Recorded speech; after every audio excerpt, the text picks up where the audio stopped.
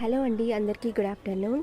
నేను ఒక 2-3 వీక్స్ నుండి ఇంకొంచెం వేరే పనిలో ఉండడం వలన ఈ గార్డెన్ పట్టించుకోలేదు. ఇంట్లో కూడా ఎవరు లేరు కొంచెం పట్టించుకోవడానికని, అందరూ వేరే వర్క్లో బిజీ ఉన్నాం.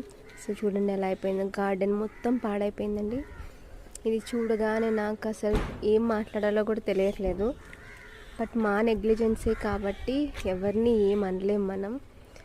అప్పటికి కూడా అప్పుడప్పుడు వాటర్ వర్షం వల్ల పడుతూ ఉండడం వల్ల ఈ మాత్రం ఉన్నాయి.